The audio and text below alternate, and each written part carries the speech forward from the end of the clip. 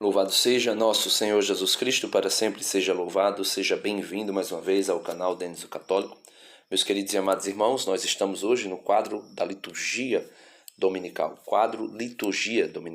onde nós refletimos os textos que a Igreja nos propõe para o nosso amadurecimento, o nosso crescimento espiritual diante de Deus e dos homens.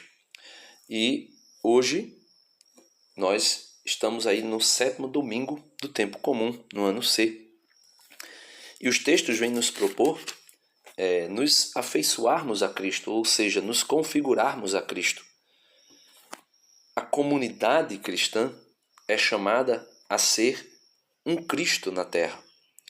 Não somente a comunidade, mas cada indivíduo deve ser um novo Cristo, pois fomos criados à imagem e semelhança de Cristo, o homem perfeito, o homem celeste, o homem espiritual, o homem pneumático.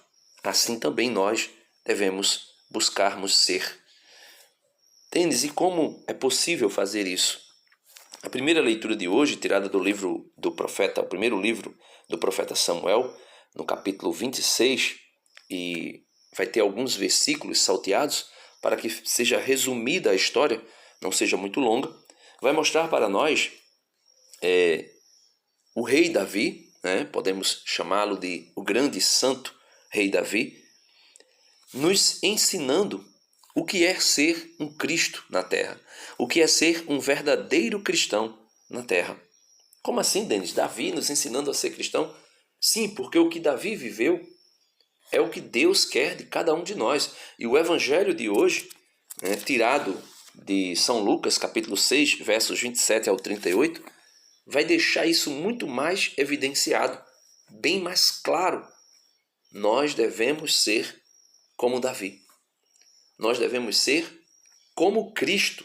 Mais ainda, nós devemos ser um novo Cristo na Terra. Veja o que diz a primeira leitura de hoje. Naqueles dias, Saul pôs-se em marcha e desceu ao deserto de Zif.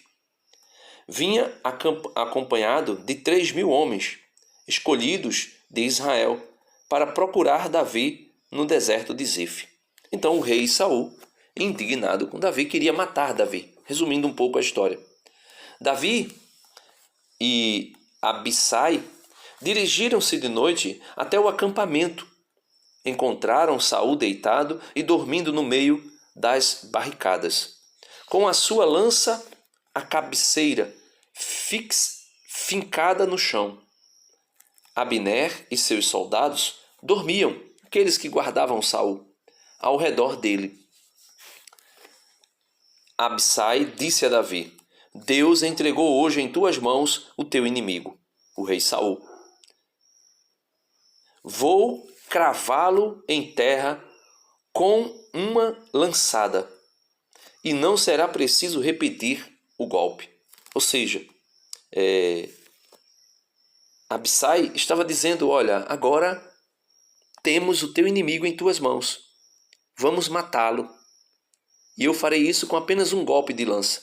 Não precisarei dar outro golpe, repetir o golpe. Mas Davi respondeu: não o mates, pois quem poderia estender a mão contra um ungido do Senhor e ficar impune? Isso aqui, meus irmãos, traz um estalar, para nós, um despertar para nós, que os padres são ungidos do Senhor. E nós precisamos ter esse mesmo zelo que Davi teve. Veja, Saul era injusto, era um rei perverso, era um rei que se apartou de Deus, era um rei que não merecia humanamente a piedade e o respeito de Davi. No sentido de que ele não tinha nada em si, humanamente falando, nas suas fraquezas, nas suas misérias, que merecesse o perdão de Davi. Mas Davi reconhece a dignidade daquele homem pelo cargo e pela unção que ele recebeu de Deus. E Davi vai dizer: não o mates, pois quem poderia estender a mão contra um ungido do Senhor e ficar impune? Então que nós possamos aprender também a não nos metermos, não tentarmos contra os presbíteros, os diáconos, os bispos, os ungidos do Senhor. E até mesmo contra os nossos irmãos cristãos, que são ungidos do Senhor. Então Davi apanhou a lança e a bilha de água que estavam junto da cabeceira de Saul e foram-se embora. Ninguém os viu, pois todos dormiam um profundo sono que o Senhor tinha enviado.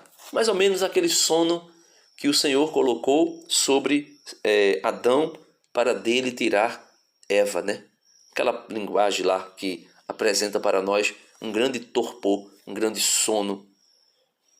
E aí Davi pôde circular no meio dos soldados e ir até Saul, podendo até tirar a vida, mas não o fez, mesmo sabendo que Deus tinha o entregue em suas mãos. Davi atravessou para o outro lado, parou no alto do monte, ao longe, deixando um grande espaço entre eles. E Davi disse: aqui está a lança do rei, venha cá um dos teus servos buscá-la. O Senhor retribuirá a cada um conforme sua justiça, diz o rei Davi, e a sua fidelidade. Pois ele que havia entregue hoje em meu poder, pois ele te havia entregue hoje em meu poder, mas eu não quis estender a minha mão contra um ungido do Senhor. E aqui, meus irmãos, alguém pode dizer, olha, Davi não fez isso porque Davi sabia que aquele homem era um ungido do Senhor. Sabia que Saul, mesmo sendo perverso, era um ungido de Deus. E por isso merecia todo o respeito, todo o temor, de Davi em pensar fazer algo mal contra Saul. Mas o que dizer dos nossos inimigos? Saul era inimigo de Davi. Mas era ungido do Senhor. Então o que dizer dos nossos inimigos? O que dizer dos ímpios? O que dizer daqueles que não fazem parte da igreja? Nós devemos tratá-lo como Davi tratou Saul, porque era ungido do Senhor? O Evangelho de hoje nos responde, meus irmãos, ou melhor, o próprio Cristo, a palavra viva e eterna que se encarnou no nosso meio, nos responde esta pergunta, que muitas vezes pode cair no nosso coração, quando nós nos deparamos com aqueles homens da sociedade que todo mundo gostaria de dar cabo da vida deles. E nós, qual é o sentimento, qual é o pensamento que está dentro do nosso coração nestas ocasiões? Nós precisamos pedir a Deus a graça de não sermos como o resto dos homens que desejam matar, despedaçar, destruir. Que nós possamos ser como aqueles bem-aventurados do Sermão da Montanha, que Jesus vai dizer: bem-aventurados aqueles que têm fome e sede de justiça, porque serão saciados.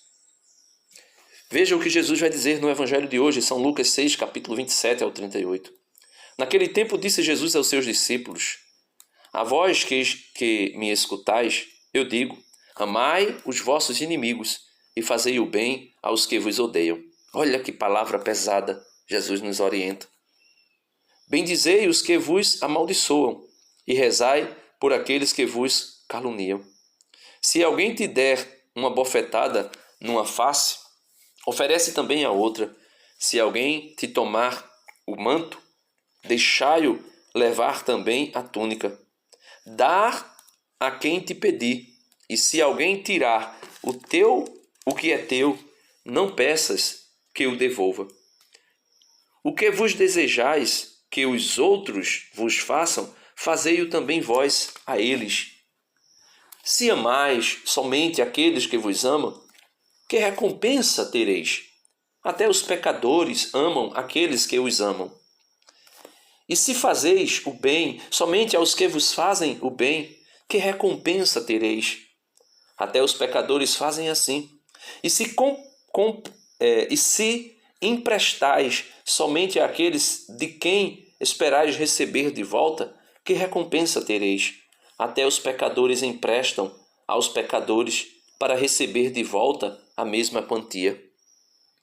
Ao contrário, amai os vossos inimigos, fazei o bem e emprestai sem esperar coisa alguma em troca. Então a vossa recompensa será grande e sereis filhos do Altíssimo, porque Deus é bondoso também para com os ingratos e os maus. Sede misericordiosos, como também o vosso Pai Celeste é misericordioso.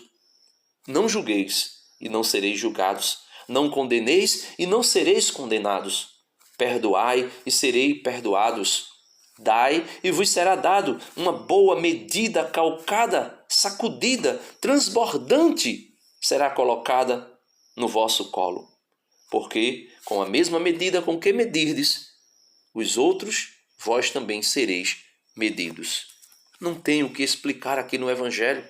As palavras de Jesus são explícitas, são claras, tão claras como o sol que brilha em pleno meio-dia. Mas, meus irmãos, nós talvez, depois de ouvirmos tudo isso, possamos ficar pensando: como é possível? O que eu devo fazer para alcançar essa grande maneira de viver, essa grande maneira de ser um novo Cristo na terra? São Paulo traz para nós a receita e nos impulsiona com as suas palavras a buscar essa grande realidade.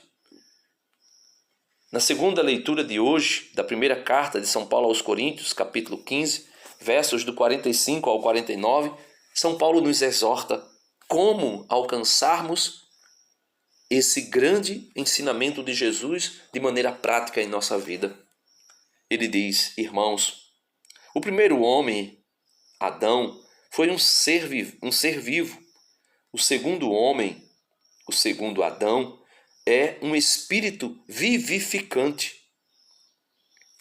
Veio primeiro não o homem espiritual, mas o homem natural. Depois é que veio o homem espiritual. O primeiro homem, tirado da terra, é terrestre. O segundo homem vem do céu.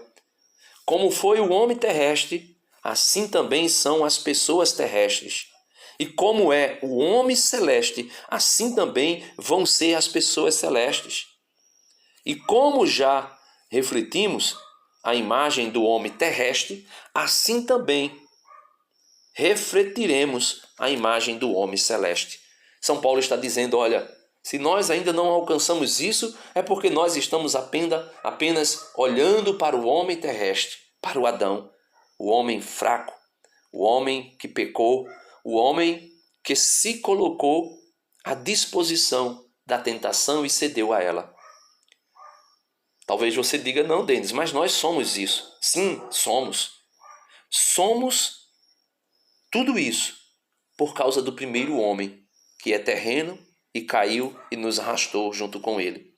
Mas nós fomos criados não à imagem do homem terrestre. Nós fomos criados à imagem do homem celeste, à imagem do Cristo, à imagem do homem perfeito. Por isso, a expressão do próprio Deus, Pai, que fala no seio da Trindade, com Deus Filho e o Deus Espírito. Façamos o homem a nossa imagem como a nossa semelhança. Como é possível, Denis? A imagem do homem celeste é Cristo.